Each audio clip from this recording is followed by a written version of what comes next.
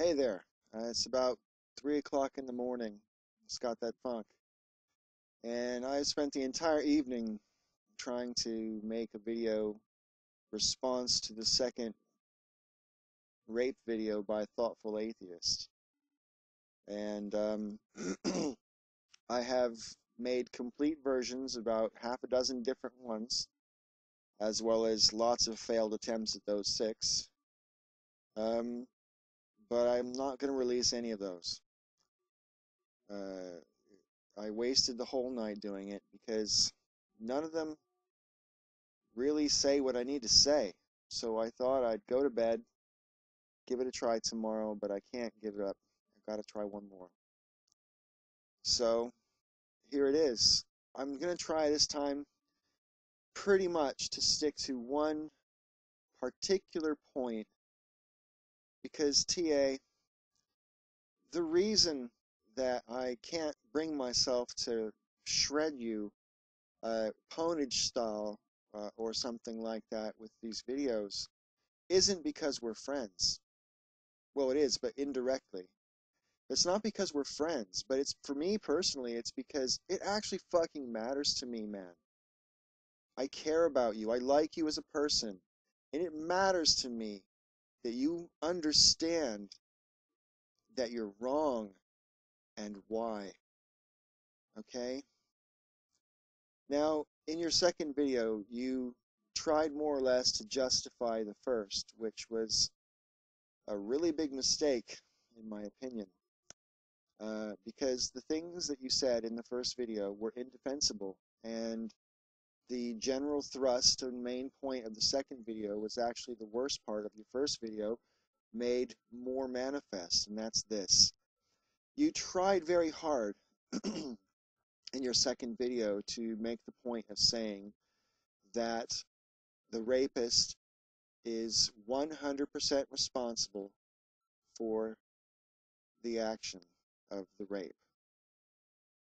You then also try to apportion some level of blame, whatever that might be, to the person who put themselves in a compromising position, uh, which made the rape more likely or possible.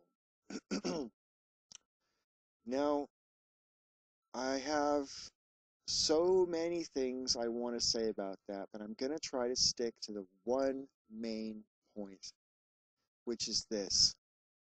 I said this in my first video. Either you didn't hear it, didn't get it, or disagree. If you disagree, that's your prerogative.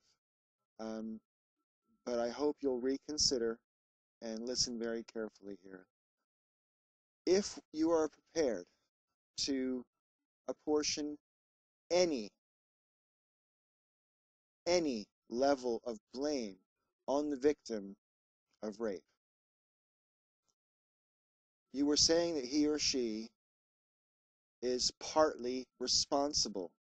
And if there's any responsibility on the person who has been victimized in a rape, when it comes to court, the judge and or jury will consider that, what do they call it? Uh, reasonable doubt. That's the term. Reasonable doubt as to whether or not there was consent on any level will result in an acquittal. Okay? So whether your intention was this or not, the final result of the kind of thinking that you are portraying in your video is, if someone hasn't got a solid defense because they were compromised in some way, then they have no way of defending themselves in court and therefore basically have no recourse. Which in practical terms means they deserve to get raped because the man can rape them, or the assailant can rape them, and there's no defense legally. That's the result of that kind of thinking. It's hard to get a conviction in rape, and it should be hard in court to get a conviction, because if there's only two witnesses to it and both of those people are fighting each other in court, it's really difficult to establish proof beyond a reasonable doubt. This is why the person defending the assailant will always try to pick at the character of the victim. This is exactly what you're doing in your videos.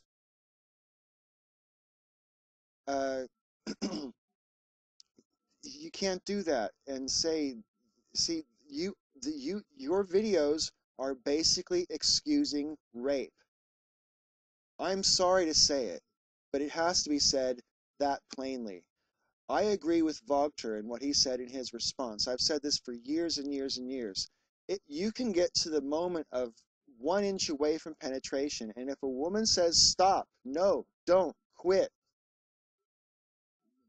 and you carry on, that's rape.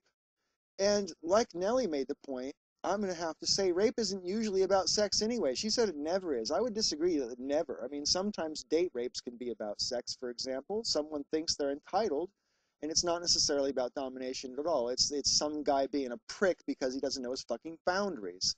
There are levels of rape, all right? Bottom line, it's never, ever, ever the victim's fault, whether or not they put themselves in a compromising position by reckless behavior or otherwise. Rape is a different order of crime to other crimes. You're not talking about property or treasure. You're talking about a violation of your person of the most impersonal and violent kind. You need to imagine what that feels like yourself. And then ask yourself if there could be any way that someone would be justified in doing that to you. I've already gone longer than I meant to. Got that funk here. TA, I hope that you really, really, really deeply reconsider the final implications of the line of thinking that you were embarking on. I don't think that you're meaning to justify or validate rapists, but that's the result of that kind of thinking. So think about it some more. This has got that funk. Thanks.